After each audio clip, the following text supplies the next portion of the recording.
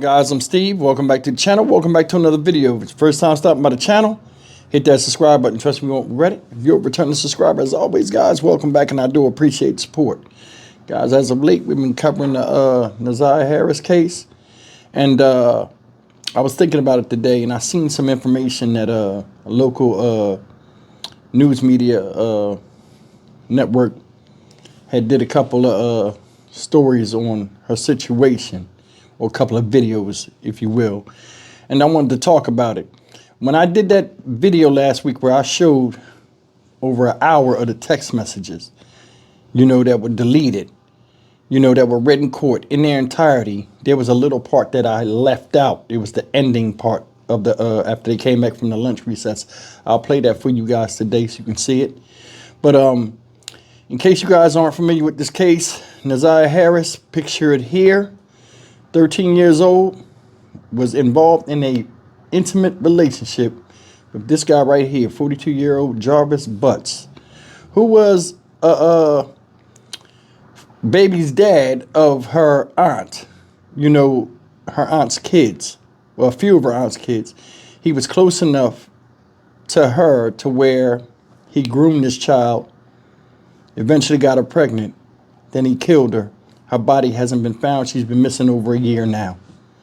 And they called up to search a while ago and assumed she's dead.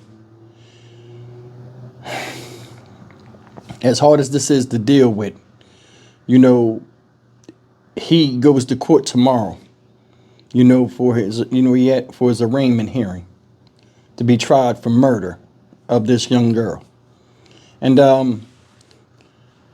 let me just show you what they have so far, and we'll come back and talk about this, because there's one point I want to make with this.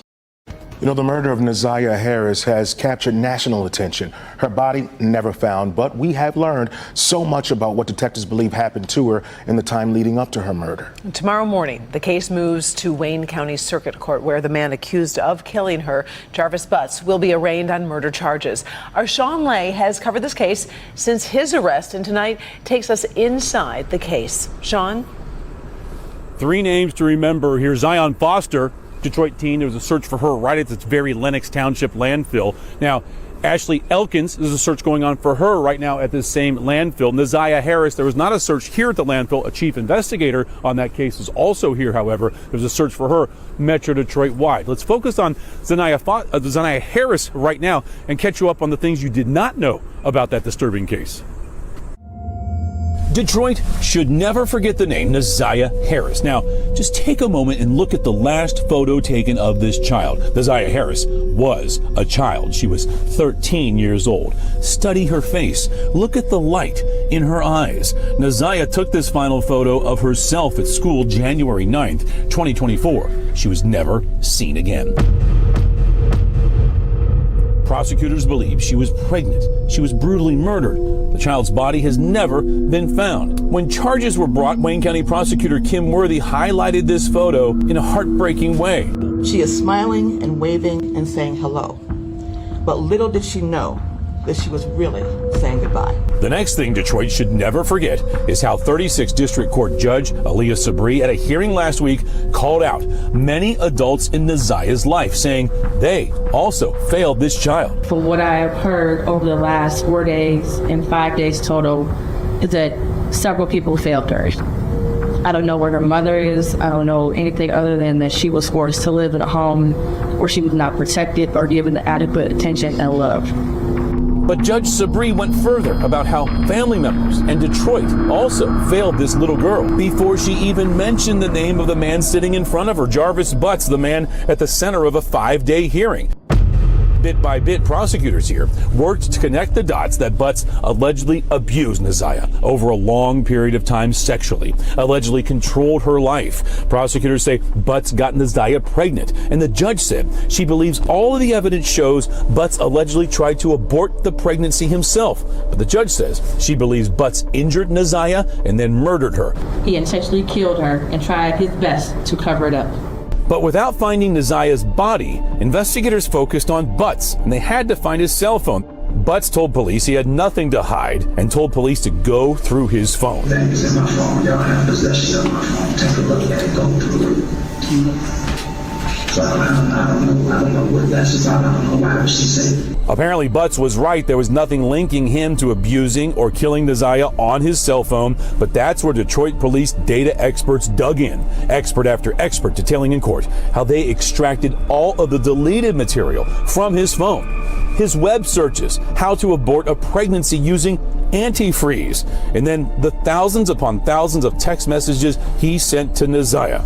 Detroit Police Sergeant Shannon Jones and her team got those deleted texts, and for hours, Jones read hundreds of those texts in court, text after text showing a 42-year-old man in complete control of a 13-year-old girl. He sends her a text that says, "Are you naked yet?"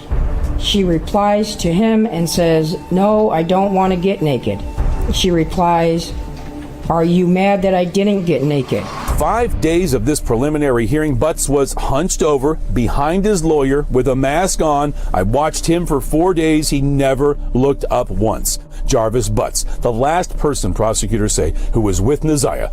The final person, the judge says, who failed Neziah Harris. And while I mentioned other people that failed her, Jarvis Butts, you are the monster in this whole picture. Being in there every single day was chilling every single day. If you're watching right now and your phone's next to you, take a moment, grab the phone, open up the camera, take a look at that QR code with that camera that's on your screen right now. That'll link you right to clickondetroit.com, and all those text messages, the thousands of them presented into evidence and much more on this horribly disturbing case. Guys, this gives us a chance to talk about all the people who are missing right now in the city of Detroit. So many people missing. I've been asking Detroit police for a week, just give me a number of people who are missing right now in the city. They've not been able to provide the number because it keeps changing, and the team that goes out looking for the missing people are out looking and still have not had a chance to compile the number. That's how big the big picture here is, how many people are missing in this city. We'll continue to follow the Neziah Harris case. So disturbing, so sad. Back to you. It's horrific. I sends, "Bae, you up?" with some question marks. Then she sends another set of question marks. He replies, "Yeah." Neziah sends, "My period haven't came at all." She sends, "Hello, you there?" with some question marks. Jarvis replies to Neziah, "What you mean?" Neziah says, "It have not came." Jarvis replies to her, "Since when?" Neziah then sends at 14:38, 42 seconds, "Since I was in the hospital." The next message is, "That was last month. I'm scared. I don't know, IDK, what to do. I have to go to the doctor's TM for tomorrow." And Jarvis replies to Neziah and says, "You said that you took a pregnancy test and it was negative." She replies, "It did." And Jarvis then replies, "So go get another one." Neziah tells him on a text, "I can't. I have no money." After that, she says, "You go get one." Says, "You ain't scared to get a plan B, get a pregnancy test and bring it later today. Just act like you have to use the bathroom." She says, "PLS for please." She then replies, "Will you do it?" with some question marks. She sends hello with a bunch of question marks. Jarvis replies to her with okay. Okay, and moving on to the searches, what dates do those searches encompass? December 9th, 10th, and 11th of 2023. Okay, and it's fair to say that those are the entirety of all of the searches from those days? It is not all of them, Okay, no. those are just select ones from the Google return? Yes. All right. Starting with December 9th, tell me which ones that we have in that exhibit. Yeah, so this search was December 9th, 2023 at 3:32 UTC time. So you would actually have to subtract 5 hours, which would make it the night of December 8th. And the site is, what's visited, it's Drink Me and Abort Your Baby, the Herbal Abortion Tea by Maya. There is a site that's visited on December, it says here December 10th, 2023. And the site visited is plannedparenthood.org/learn/abortion/the abortion pill. The next search is Immediately after that, so December 10th at 9:32 p.m. UTC, the abortion pill, get the facts about medication abortion. There is a search that was conducted before that, and that site is plannedparenthood.org /blog/can I use herbs to have an abortion at home? Can I use herbs to have an abortion at home? Planned Parenthood. The next one. And that site is, it's ANSIRH.org, research, over-the-counter medication abortion, and that's from that same place before, ANSIRH. Planned Parenthood, abortion, the abortion pill, how do I have an abortion using only misoprostol, misoprostol. The next search, Planned Parenthood, learn abortion, the abortion pill. So it's like the same, back and forth to the same site. Specifically, a search is, can I drink red antifreeze? Again, that same item is searched again right after the same time, 11:43 on December 11th, 2023. That's the story, and most of that stuff we went over about how sick this human being is. But one of the texts that they didn't play that was really the most disturbing to me. And, you know, you guys said it was, you know, the text I played last week was so messed up you couldn't really watch them. And I understand that. I mean, it was public knowledge. I put it out there because I want to show you the severity of things that are out here and why it's important to have a good relationship with your children.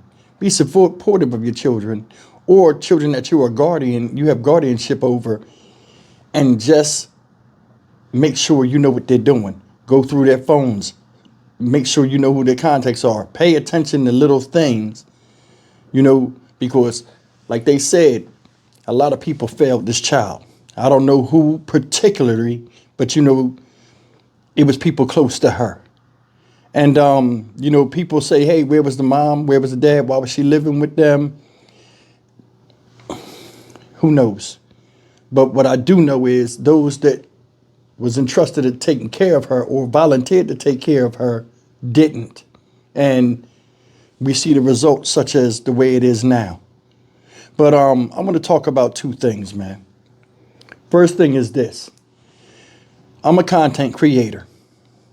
And I do these videos. Yeah, I get paid for doing these videos, but I do these videos because I want to. I want to bring awareness, and I'm compassionate about this.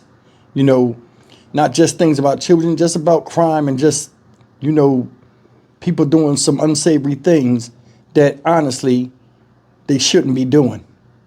But some stuff I see on YouTube is kind of messed up, and I'm going to speak on it. Now, I ain't going to say no names, but there are YouTubers out here that use a lot of stories, and they have channels, and I'm not trying to mess nobody's money up. That's why I don't want to say no names. There are people out here that act like they psychics or mediums or whatever the fuck you call that shit, and they acting like they talking directly to the bot, to the ghost, to the missing person, and people are they have fan followings. People are eating that shit up. They asking crazy questions. Where's your body? We got to find you. Who killed? Like crazy stuff. You know, these people got families. And these bodies ain't been found yet. These people are going through all kind of mental anguish. And you got people on YouTube doing stupid shit, acting like they are the medium between the living and the dead. And I mean, I don't believe in that shit. You know what I'm saying? No offense to anybody that do. But I mean, come on, we ain't got no body, and like you got people up here acting like they Scooby-Doo and the Mystery Machine, and they up here solving the mystery and saying all that. Man, come on, man. Come on. See a lot of horror movies when people act like they mediums and the shit be bullshit until somebody come and they ain't really introduce you to that dark side, you be looking crazy. But I mean, come on, man. I mean, people be saying some of the craziest stuff, and to me, it's disrespectful. But I mean, I'm just one person. It's just my opinion. But I mean, to do that when, you know, this case is still ongoing and people are still hurting, you know, nobody has turned up, and you saying, oh, she said, you acting like you the dead person, talking about where the body at, and then when the body get found somewhere else, you look crazy. Man, people need to, man, come on, man. That's enough. That's the first thing. I think that's foul. I mean, if you want to have a show doing the stuff you do, you got to remember, people watch that shit. They come and blow you up on your own channel. You'll be looking crazy as hell.